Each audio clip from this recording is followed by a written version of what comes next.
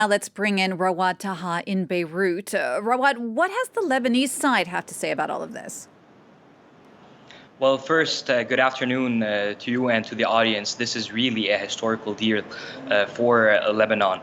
As a start, if I want to comment on what everyone is really commenting on this deal, of course, just like the situation in Israel, there is multiple views to this deal. However, in particular, there is a great understanding that this deal is way better than what Lebanon could have got in previous years, when also the U.S. has mediated such talks, and that resulted in the Hof line, what is known as the Hof intermediate line. Today, Lebanon is getting way more. It's getting a line that is even southwards towards that original line, which the U.S. has mediated in the past. So looking at the political reality and understanding the scope of work that has been done, yes, this seems to be a very good deal for Lebanon.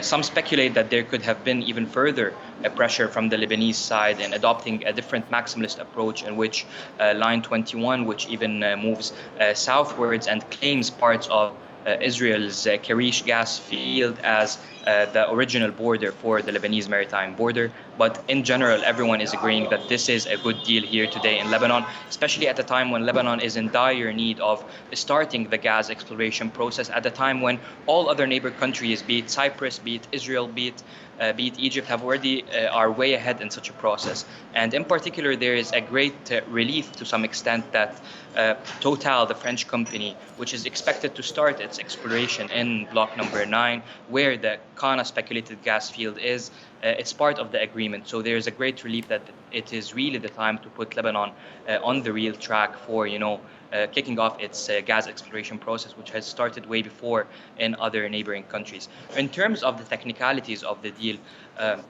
it seems that Lebanon has dropped some of its final comments in the last draft before finally agreeing to the mediated draft, which was submitted last night by the American mediator Amos Hochstein.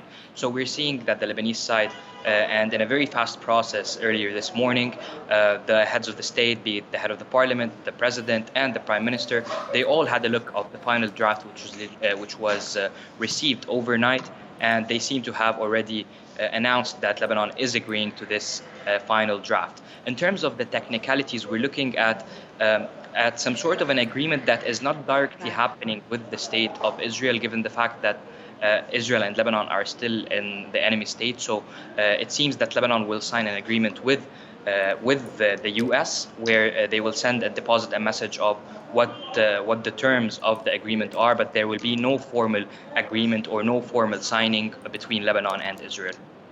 Rawad, thank you for that. Rawad Taha reporting for us from Beirut.